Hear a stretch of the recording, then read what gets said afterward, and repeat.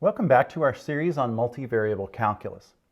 In this episode, we're going to look once again at integration along a curve, line integrals. Except now we're going to look at them three-dimensional.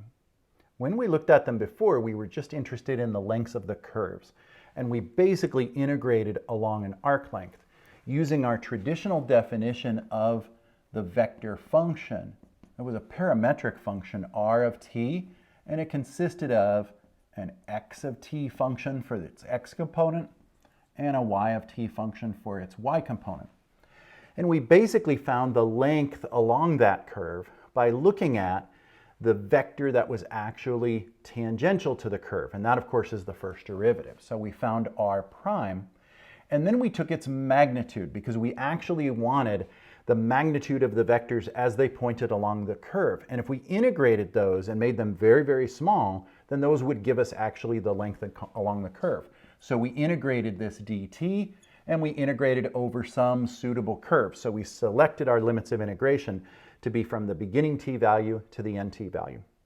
Well, keep this in mind. This is exactly the theory that we're going to exploit here, except now we want it to be multidimensional. So not only can these curves be three-dimensional and move up and down, but we also want to look at what happens when we give a capping function, that is, some height to this curve, and then find the area of the resulting construct. Let me see if I can draw a picture for you to give you a better sense of what we're talking about here.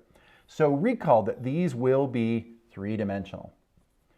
And in essence, let's begin with the idea that we have a two-dimensional vector curve in the xy plane. So this is going to be our parametric r of t, which is going to consist of the x of t and y of t functions, forming the mapping that will provide us with all the points along this curve.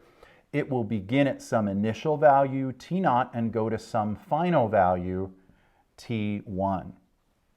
Well, now we need the capping function. So up here at some suitable distance away is going to be our f of xy. That is our z function that's going to give height to this whole thing.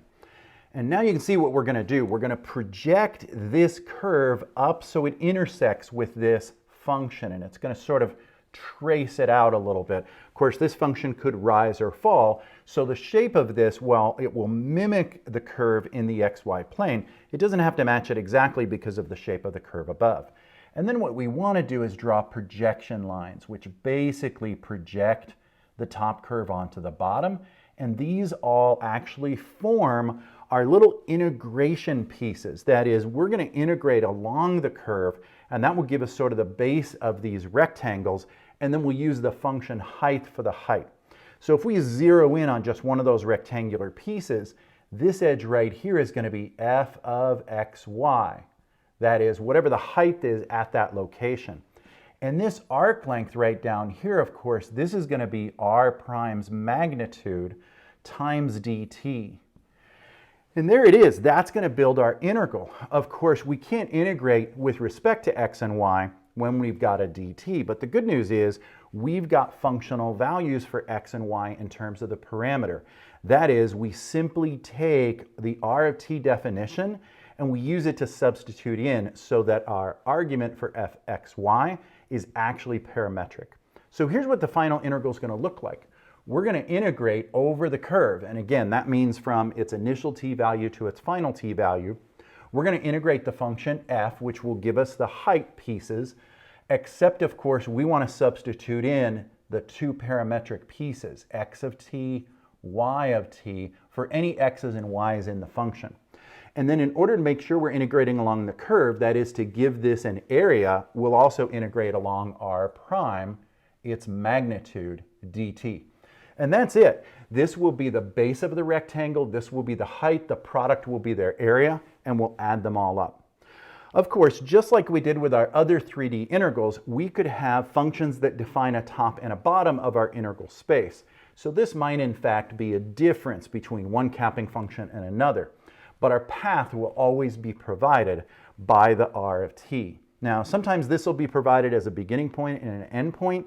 Sometimes it'll be provided by a defined curve. Sometimes it'll be described as a figure within the plane. So one of the first tasks is to determine what your RT is, then take its derivative, and then take its magnitude, and that is going to feature as the second half. The other task, of course, is to use the definition of the parameterized x and y to substitute into our f function.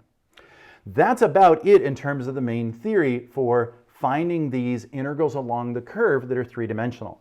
In essence, it finds the areas of walls whose top and bottom are defined by the xy plane, and the distance along the curve is defined by the length of the curve, which is where these integrals actually get their name.